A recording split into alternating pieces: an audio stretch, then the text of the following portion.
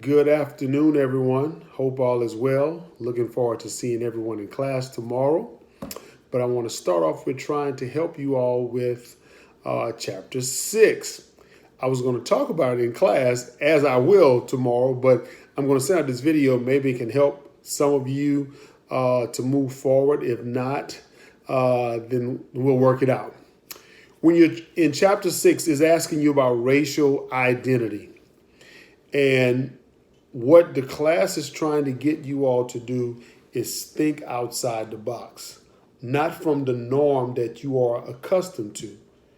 You are accustomed to knowing that there are certain cultural things that we, as people of color, people that are not of color, we have our own mindset of what things should be because it's what we're taught. So, case in point for you all that are preschool teachers and you working with kids, you can tell them that green is blue. And as they go on, they will always think that green is blue or vice versa. It's just all based, it's all based on what we're taught. So when it comes to the psychological side is telling you that, oh, just because you see something, that doesn't mean that it's always that particular way. It can change. So who can change it? And what I speak to you all about all the time is you being the change agent. So culturally, it's said that black boys and brown boys have an issue from grades pre-K through third grade with behavior. And if you catch them before that time, then you could save them. Now, that's what they say. That's just culturally. But psychologically, and remember, this is just an example, psychologically, you don't have to feel as if that child is bad or have issues academically if you work and treat the child the same way from the beginning until third grade, until the beginning of from the beginning of pre-K to the end or beginning of third grade, without any cultural biases that we have a tendency to have, you can prove to the masses that this is not so. So that's where the psychological side comes in with racial identity. Don't walk into a party that's being given by black folks and thinking the only music that you're going to hear is R&B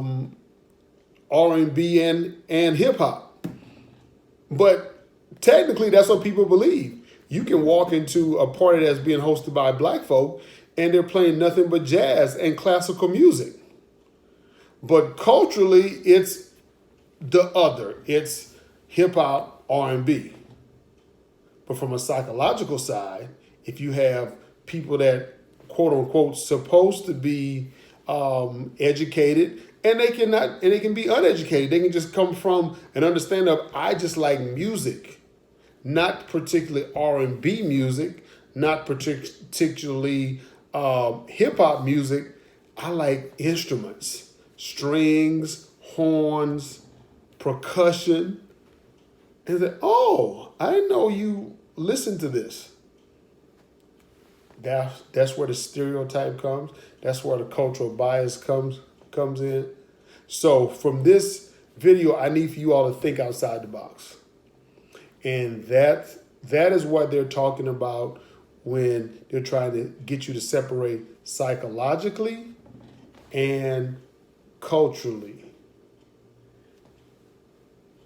You can balance it out yourself. But for the psychological side, I need you to move yourself from here and go here. Think outside the box.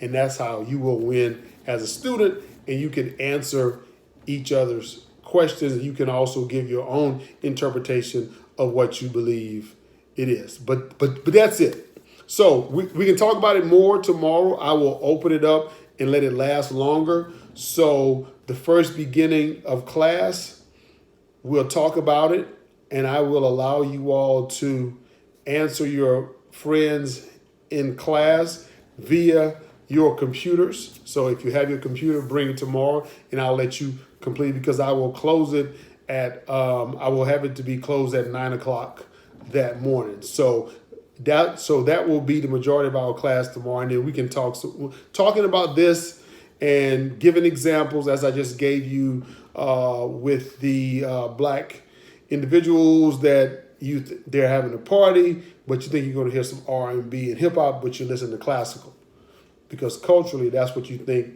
they're doing, but they're not. Hope you have a great evening. I see you all tomorrow in class. Don't be late.